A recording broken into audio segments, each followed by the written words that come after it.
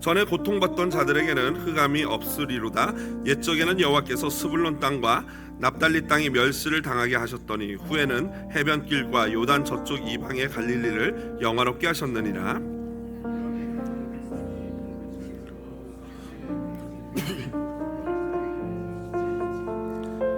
주께서 이 나라를 창성하게 하시며 그 즐거움을 더하게 하셨으므로 추수하는 즐거움과 탈취물을 나눌 때의 즐거움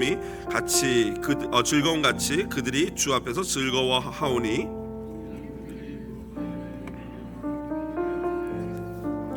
그 압제자의 막대기를 주께서 꺾으시되 미디안의 날과 같이 하셨음이니이다. 어지러이 싸우는 군인들의 신과 피 묻은 겉옷이 불에 섭같이 살라지리니 이는 한 아기가 우리에게 낳고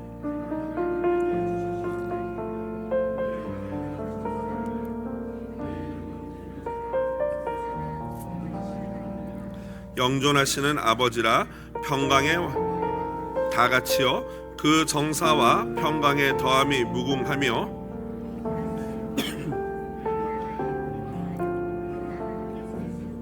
지금 이후로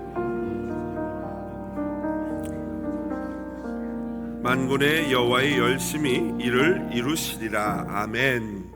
오늘 본문 말씀 이사야서 9장 1절로 7절 말씀 가지고요 예수 우리들의 밝은 빛이라는 제목으로 함께 말씀의 은혜 나누도록 하겠습니다. 올해도 변함없이 크리스마스가 돌아왔습니다. 크리스마스는 그런데 참 신기한 날이죠. 왜냐하면 기독교의 가장 큰 절기이면서 동시에 단 한 번도 교회를 가보지 않은 예수를 모르는 사람들도 함께 즐거워하는 그런 날이니까 말입니다. 우리와 같은 기독교인들은요 아기 예수님을 경배하고 그가 오심을 기뻐하며 감사하며 서로를 축복하는 아름다운 예배하는 시간을 갖는 반면에 세상 사람들은 가족끼리 또는 연인끼리 친구끼리 여행을 하거나 또는 술 잔치를 벌이거나 어떤 사람은 이게 상업적인 대목이다 해서 상수를 발휘하기도 하는 날입니다. 이러다 보니 서로가 점점 불편한 관계가 되죠.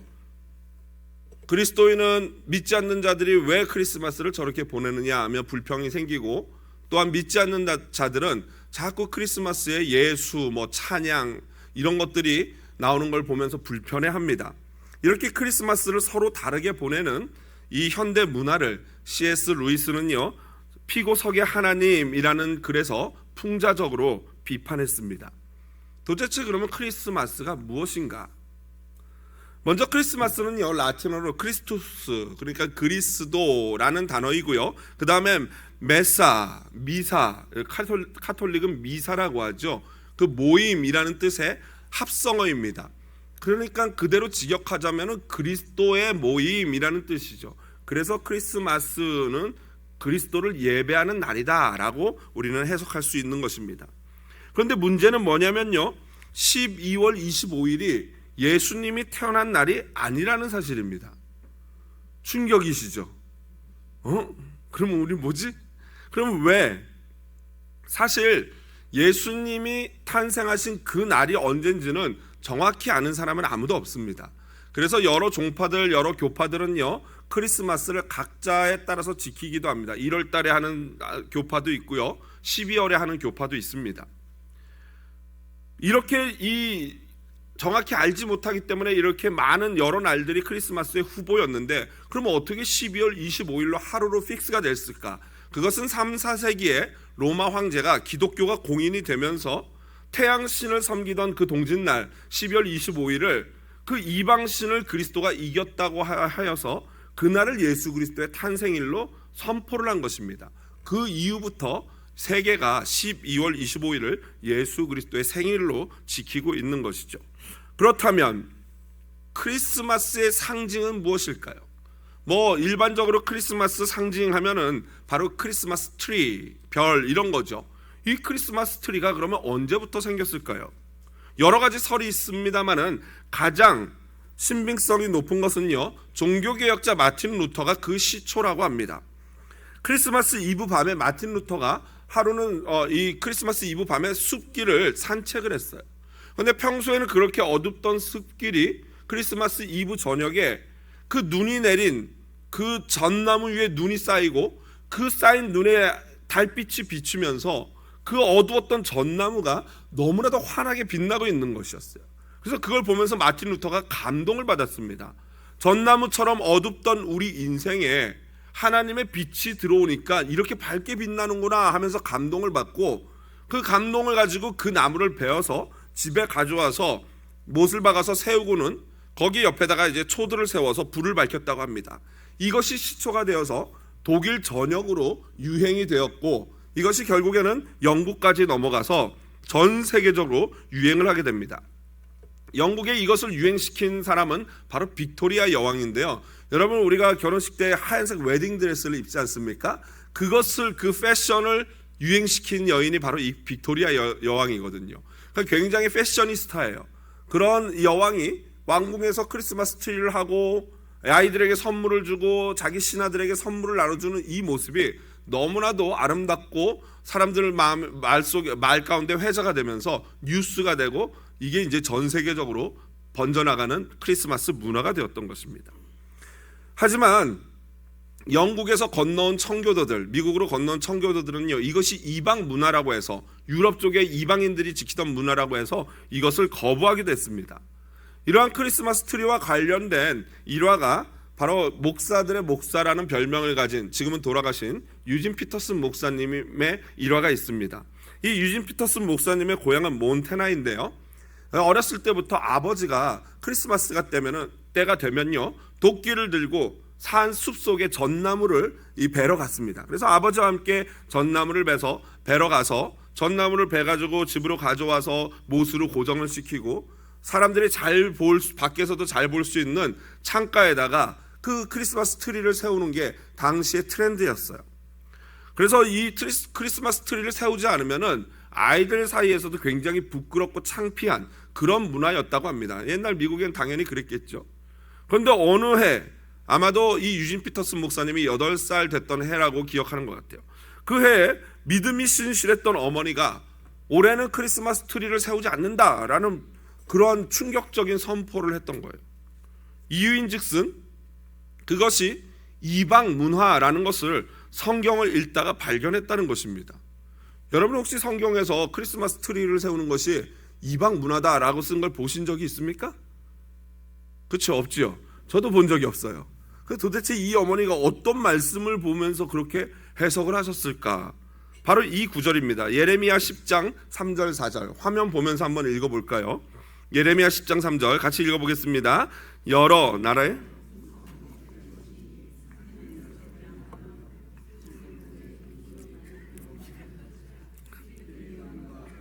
그것을 끌고 목과 장도리로, 그럴싸하죠? 유진 피터슨 목사님의 어머니, 그러니까 어머니가 보시기에는 남편이 두 손에 도끼로 이렇게 기술공이 벤 나무에다가 은과금, 오너먼트, 반짝이는 오너먼트를 달고 장도리, 망치 아닙니까? 망치와 못으로 그걸 고정해가지고 이거 흔들리지 않게 했대요. 이거 딱이에요. 크리스마스 트리 같잖아요. 근데 사실 앞뒤로 보면은, 예레미야서를 앞뒤로 보면은 이건 우상에 대한, 나무로 만든 우상에 대한 이야기거든요. 근데 그 어머니에게는 적어도 이 순간에 완전 확 꽂혔던 것 같아요. 그래서 유진 피터슨 목사님은요, 그 해에 트리가 없이 보내는 것이 너무나도 창피해서 친구들한테 여러 가지 거짓말과 변명으로 일관했대요. 어머니가 아파서, 아버지가 바빠서 이러면서 굉장히 곤욕스러운 그런 크리스마스를 보냈다고 추억합니다. 그런데 더 황당한 것은 무엇인지 아십니까? 그 다음 해가 됐어요. 근데 어머니가 아무 일 없었다는 듯이 다시 크리스마스 트리를 세우더래요. 재밌지 않습니까? 어머니의 마음이 다시 변한 이유가 무엇일까요?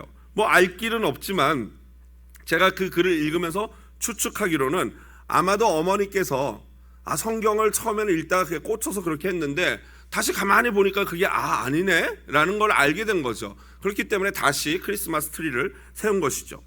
유진 피터슨 목사님은요, 그 추억에 대해 이야기를 마무리하면서 그의 크리스마스가 가장 예수님과 그의 가족, 그러니까 요셉과 마리아의 당황스러움, 그리고 창피함, 그리고 오해와 따돌림 당하는 그 아픈 마음을 경험할 수 있었던 굉장히 값진 크리스마스였다라고 고백합니다. 그 시간들을 통해서 진짜 크리스마스의 참 의미를 되새길 수 있었고 그래서 자기가 목사까지 될 수 있었다라고 고백을 합니다.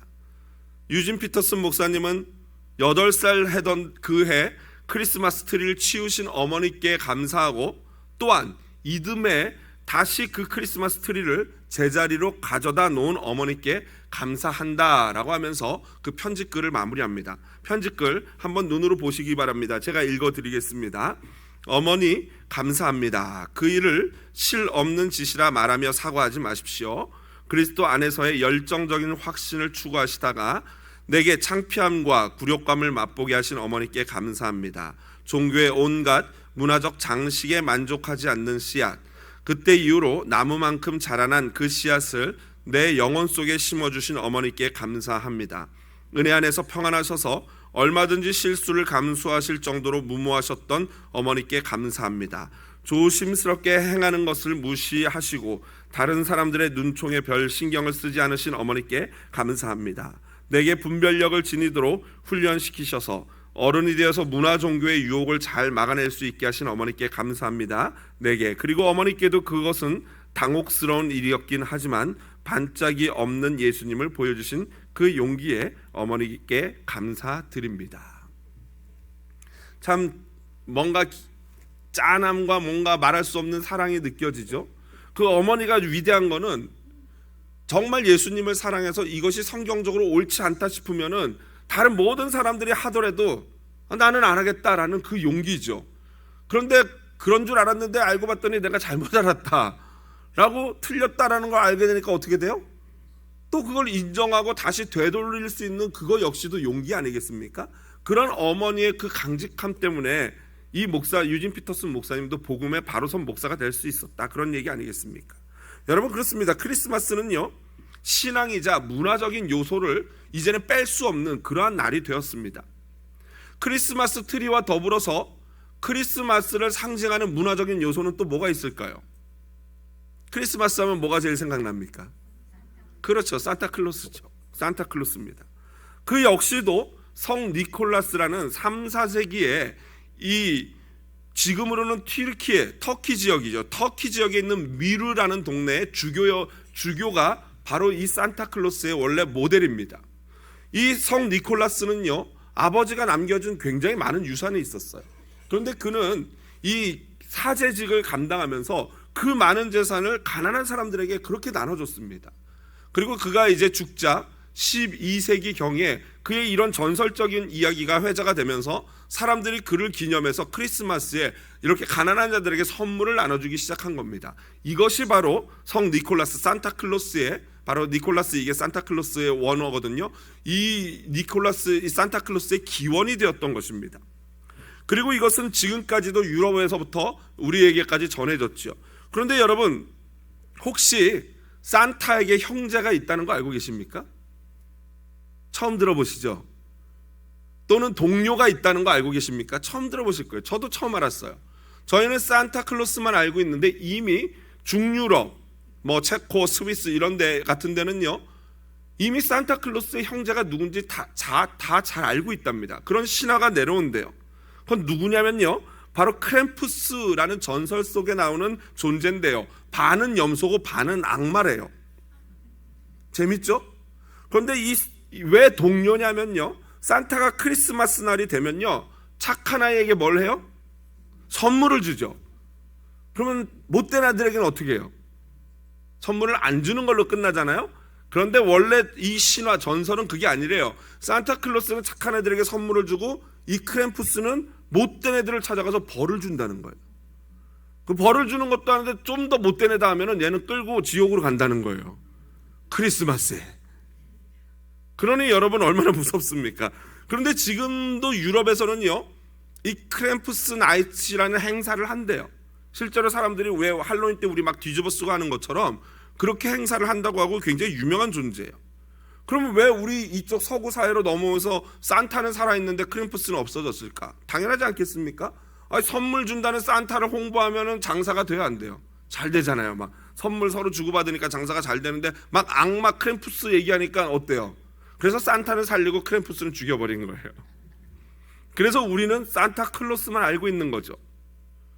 여러분 생각해 봅시다. 착한 애에게는 선물을 상을 주고 나쁜 애에게는 벌을 준다.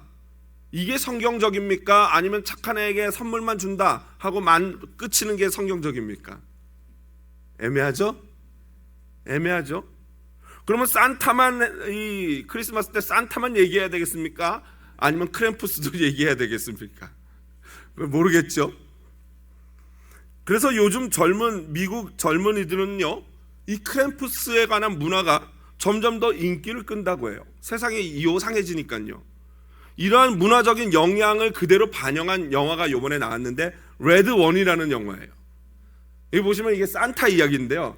가운데가 산타고 드웨인 존슨이라는 유명한 이 레슬링 선수였다가 배우가 된 드웨인 존슨이라는 배우가 산타의 경호원이에요.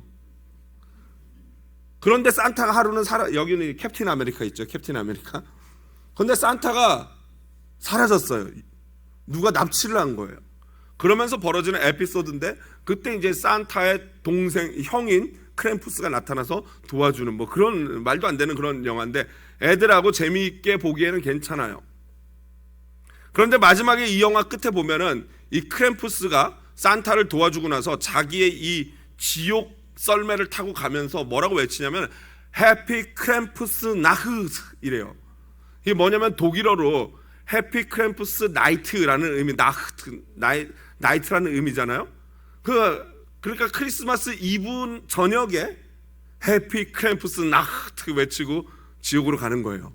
이걸 보면서 야, 이걸 참 이게 어떻게 봐야 될지, 이걸 재밌게 봐야 될지, 이거를 심각하게 봐야 될지, 아니면 그냥 문화 하나로 요즘 세상 문화가 이렇구나 치부해야 될지 고민이 되더라고요. 여러분, 우리가 묵상하고 지켜야 할 크리스마스는 과연 어떤 크리스마스일까요? 오늘 딱 두 가지만 살펴보겠습니다. 첫 번째로, 먼저 크리스마스에는요, 우리가 흑암에 행했던 백성임을 아는 그런 날이 되어야 합니다. 우리가 어둠의 백성이었구나, 이걸 깨닫는 날이 크리스마스예요. 이사야 선지자는 우리 모든 인생을 오늘 2절에 보니까 흑암에 행했던 백성이라고 표현하고 있습니다. 흑암은요, 우리 스스로 벗어날 수 없는 어두움이죠. 이에 대해서 사도 바울이 다음과 같이 말했습니다. 같이 한번 읽어보겠습니다. 에베소서 5장 8절. 너희가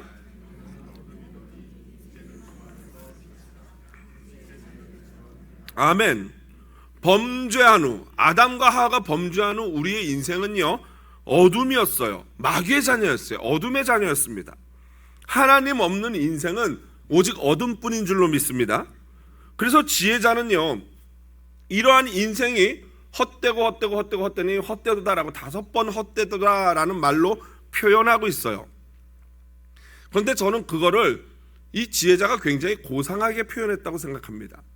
그냥 진짜 이 인생 살아가면서 괴롭고 고단한 인생에서 느껴지는 그걸 그대로 표현한다면은 용서하고 들어주시기 바랍니다. 이 안에서부터 그냥 쏟아져 나오는 감정을 쏟아내자면요, 인생 거지 같습니다.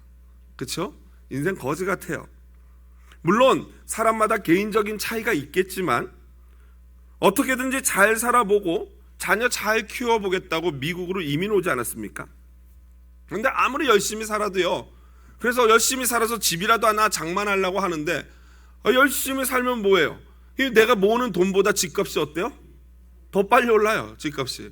그래서 많은 우리 젊은 우리 부부들이 집을 못 사고 그러고 있는 거 아니겠습니까?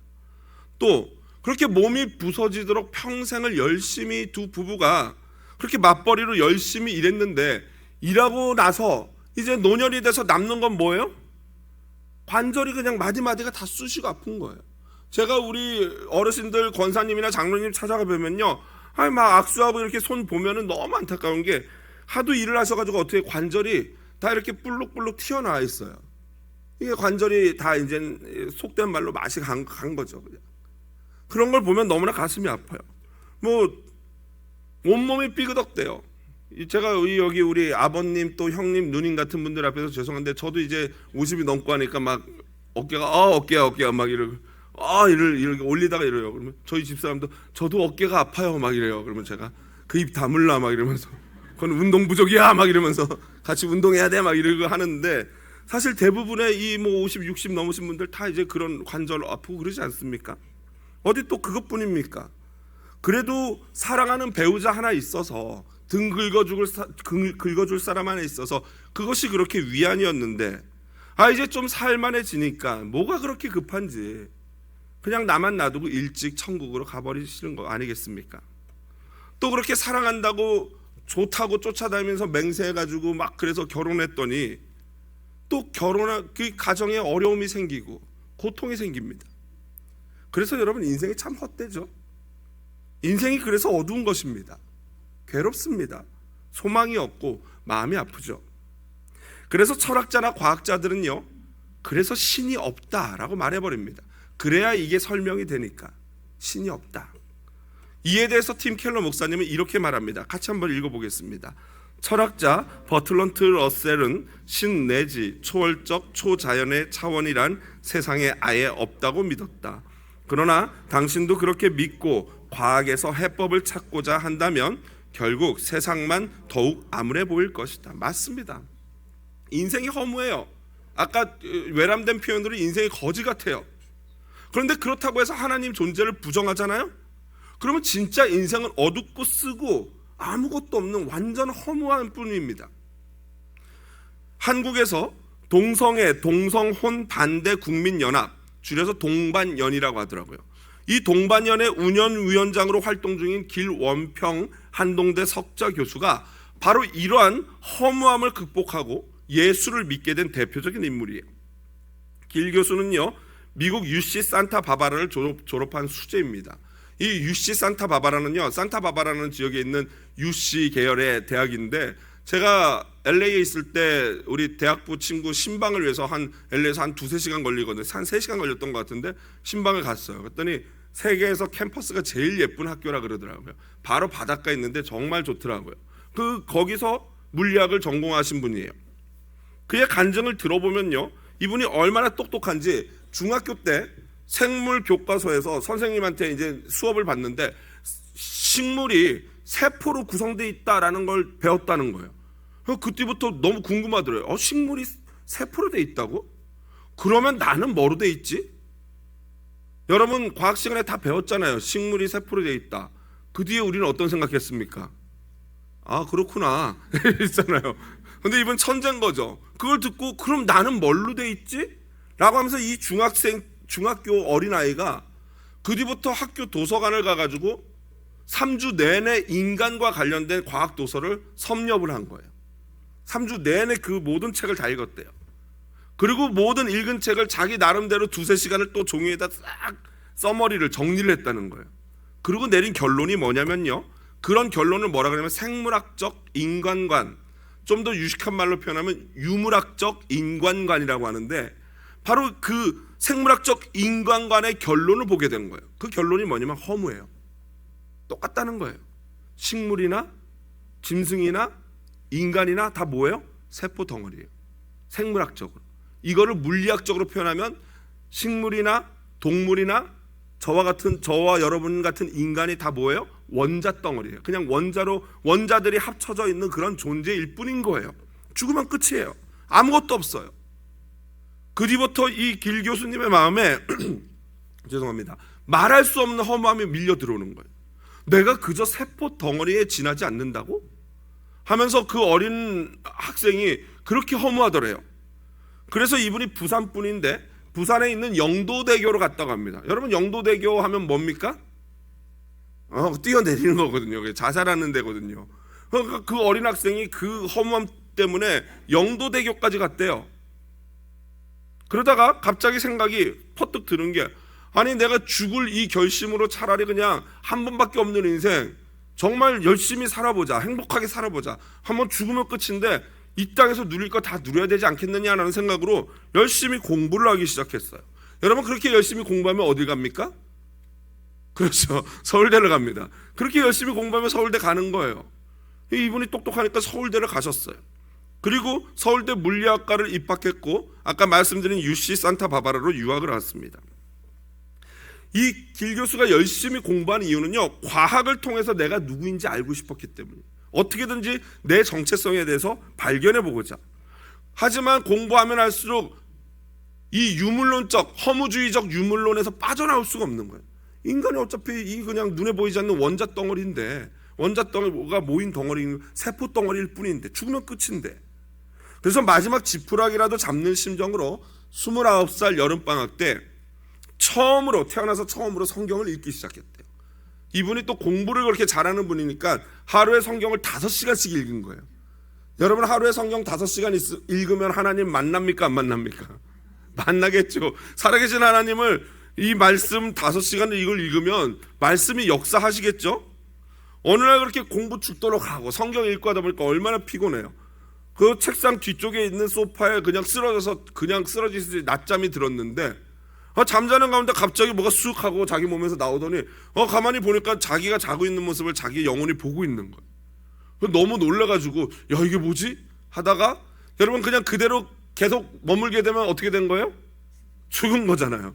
이분이 그걸 깨닫고 나 지금 죽으면 안 되는데 하고 기를 쓰고 깨어났다는 거예요.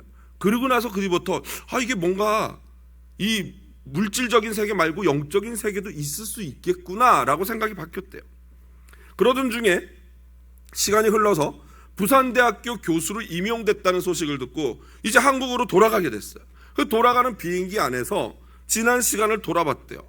이분이 예수님을 믿고 하나님을 믿는 것도 아닌데 하나님께 그렇게 따지듯이 울부짖듯이 기도했던 기도가 다 어떻게 됐어요? 알고 보니까 다 응답이 된 거예요. 자기가 교수 임용시켜달라고 기도했는데 그것도 응답이 돼서 교수로 가게 된 거예요. 그걸 깨닫는 순간 갑자기 비행기 안에서 앞에서 바람이 확 불어오는데, 여러분, 비행기가 실내인데 바람이 어떻게 불겠습니까? 확 불어오면서 모든 것들이 씻겨가고 하나님이 살아계신 게 어떻게 돼요? 믿겨지더랍니다. 할렐루야. 이게 하나님의 역사예요.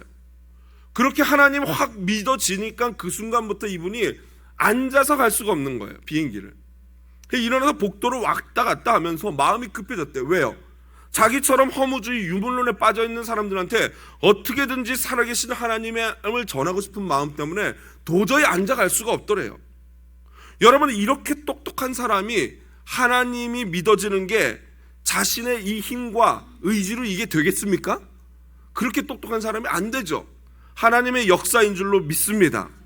흑암과 같이 허무하고 어두웠던 그의 인생에 빛 되시는 예수 그리스도가 확 들어온 거예요. 그렇지 않으면 하나님을 믿을 수가 없는 줄로 믿습니다. 여러분, 이 어둠이 물러가는 건요, 방 안에 들어가서 스위치 하나만 딱 키면 순식간에 어떻게 돼요? 환해지면서 어둠이 사라지지 않습니까? 똑같아요. 하나님의 영이, 성령이 우리 안에 확 들어오는 순간 빛이 밝혀지면서 우리의 어둠이 물러가고 예수 그리스도를 믿어지게 되는 줄로 믿습니다. 이것이 구원의 역사예요. 아직 이 자리에 하나님을 믿지 못하는 분들이 계시다면 이런 역사가 일어나는 크리스마스 되기를 주님의 이름으로 축복드립니다. 팀 켈러 목사님은요, 인생이 스스로 구원할 수 없는 자력 구원이 불가능한 것에 대해서 다음과 같이 말합니다. 같이 읽어보겠습니다. 어둠 속에 불빛을 강조하는 풍조는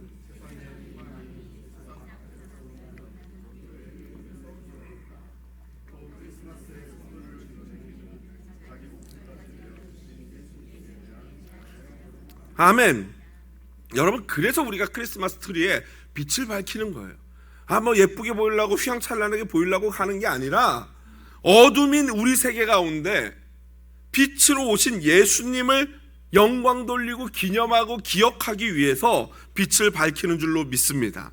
우리 스스로 밝힐 수 없는 어두운 세상에 빛으로 오신 예수님, 그분을 기념하는 겁니다.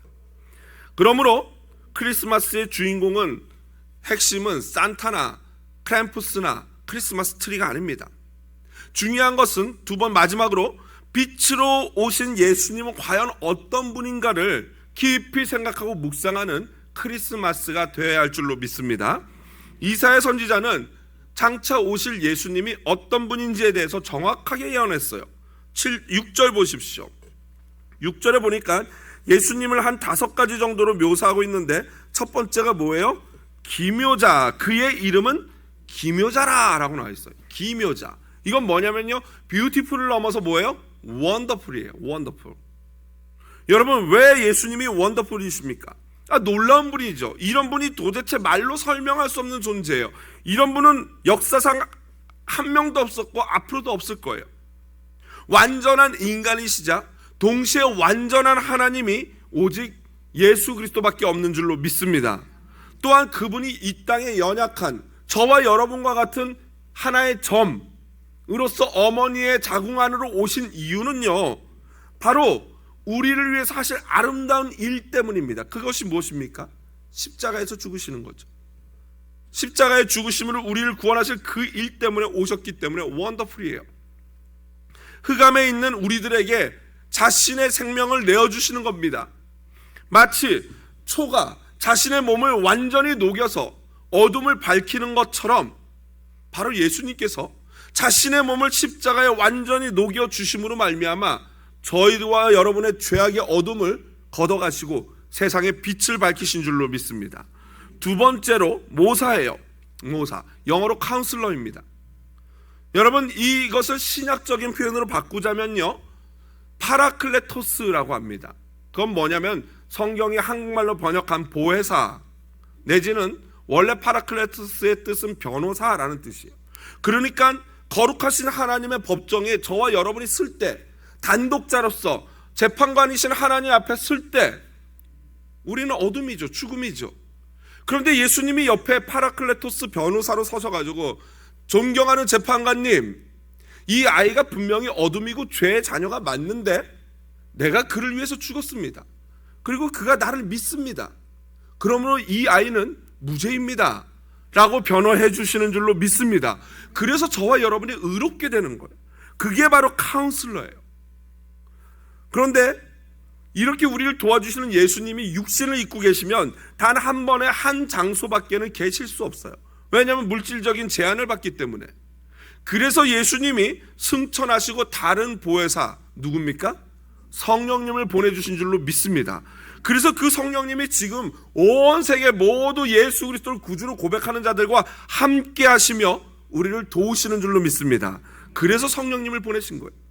세 번째, 전능하신 하나님이라고 말합니다. 이사야 선지자는 이미 예수님의 신성을 알고 있었어요. 보통 구약에서 전능하신 하나님이라는 표현을 뭐라고 쓰냐면요, 엘샤다이라고 씁니다. 엘샤다이, 전능하신 하나님. 그런데 오늘 여기서 쓴 것은요, 엘기뽀르예요. 여러분, 엘기뽀르 어디서 들어봤죠? 기뽀르 하일. 지난번에 룻기 할 때 제가 말씀드렸죠, 유력한 자 누구예요? 보아스에 대해서 설명할 때 기뽀르 하일이라고 얘기했어요. 능력 있는 사람, 유력한 자.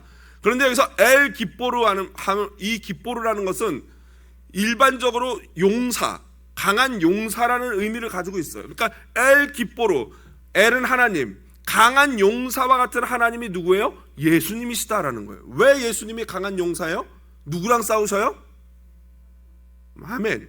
사탄의 죽은 권세와 싸워 이기시는 분이 엘기뽀르, 우리 예수 그리스도인 줄로 믿습니다. 예수님이 사탄의 머리를 밟으신 거예요. 그래서 엘기뽀르예요. 그렇게 사탄의 어둠의 권세를 깨트림으로 말미암아 저와 여러분이 어둠에 갇혀있던 저와 여러분이 빛의 자녀로 새롭게 태어난 줄로 믿습니다. 그래서 엘기뽀르, 전능하신 하나님, 강한 용사이십니다. 네 번째로, 영존하시는 아버지. 성자 하나님은요, 영원 전부터 영원까지 성자와 성령과 삼위일체가 함께 하십니다. 그런데 여기서 말하는 이것은 삼위일체에 대한 것보다는 예수님의 성부적인 신성을 강조하는 거예요. 하나님과 동일하신 신성을 강조하기 위해서 이렇게 쓰고 있습니다. 한마디로 예수님이 아버지와 같이 우리를 불쌍히 여기시고 사랑하시는 이것을 강조하는 게 바로 영존하시는 아버지라는 겁니다. 마지막으로 평강의 왕. 뭐니 해도 예수님의 별명은 평강의 왕이에요. 샬롬입니다. 샬롬. 진정한 샬롬은 오직 예수 그리스도 안에 있는 줄로 믿습니다. 천사들도 이 사실을 알기에 예수님이 탄생한 순간에 다음과 같이 노래했죠. 같이 한번 읽어보겠습니다. 지극히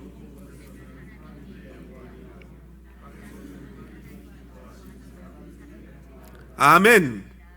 예수님이 오시는 곳에 평화가 임하는 줄로 믿습니다. 말씀을 정리합니다. 예수님은 우리가 짊어져야 될 죄의 짐을 대신 진 자예요. 그래서 오늘 6절에 보니까 그의 어깨에는 정사를 메었다라고 표현해요. 우리 대신 짐을 지셨어요. 그리고 우리의 지도자가 되고 우리의 왕이 되어주셨어요.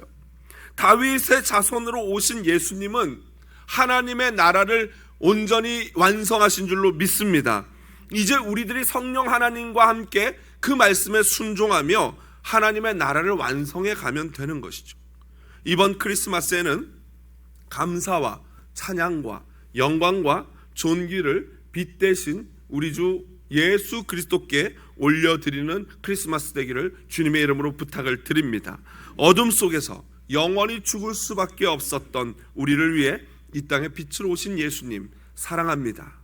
올해는 가족들과 함께 빛으로 오신 예수님을 깊이 묵상하고 예배하는 은혜로운 크리스마스 되시기를 주님의 이름으로 축복드립니다.